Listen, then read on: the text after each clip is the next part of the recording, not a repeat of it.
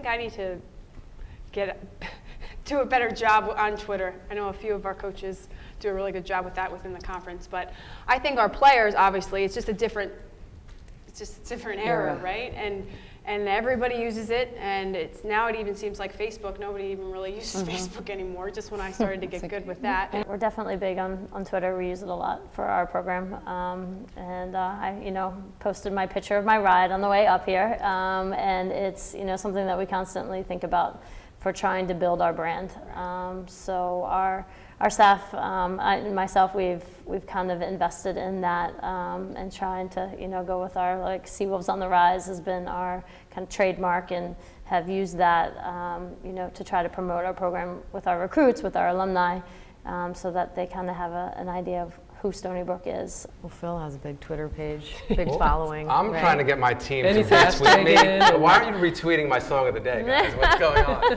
Well, come on, I need more followers at Coach Sterno. For us and for our team, when we're on the road or we have a team event or we're at dinner, I really have a strong rule. They need to put the phone away, just because I think the only thing I'm really worried about, I think it's good, and obviously with our social media and our sports information, they do a great job with it. My assistants all have Twitter accounts and all that good stuff. But with the team, I think it's important just to get back to talking to each other and being able to carry on a conversation, and social cues and all that good stuff. And I know that sounds a little silly, but I really believe that that's important. And I sometimes worry about that, just because everybody's on their phone nonstop and nobody really has a conversation anymore.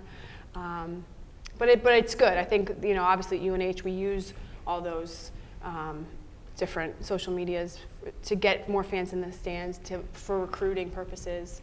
Yeah, I agree with you, Mo, that, it's just, that's such a different age. I think there's little kids that know how to use, electronics better than we do. And, email is now out, Facebook's out, and it's, Vine and Instagram and everything else that kind of comes off of Twitter. So we do the same thing. We try to, to make sure that when we're at dinner, it's a business trip, and you need to, when we're traveling, you need to be involved in that. I mean, we talk about communicating every single day in practice, and we tell them, I don't know how you're ever gonna be able to get a job ever if you're texting somebody for the job. You're going to have to actually physically communicate with somebody and shake somebody's hand and talk to them face to face and understand how to talk to somebody and look somebody in the eye when you're talking to them.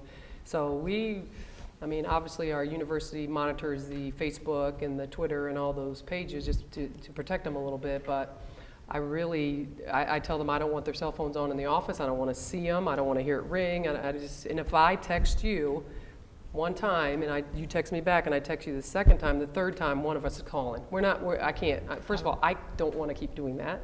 And I want to hear your voice. I want to, because texts, you can misinterpret those a little bit. Absolutely. It's just part of the culture now. I mean, it is. I think the recruits would rather text with us I would say instead of talking on the phone to us. Social media is a lot more about recruiting than it is about your own players. Yeah. Yep. So I think once you get them there, like you said, you have an expectation of what their behavior is going to be like, and part of teaching them to be young women is having a sense of responsibility for what is on their Twitter and their Facebook pages, and who they're representing and what that means. But I think as far as recruits, if you're trying to reach a broad mass of kids and relate to them in a way that they're interested in, you kind of have to go the social media route.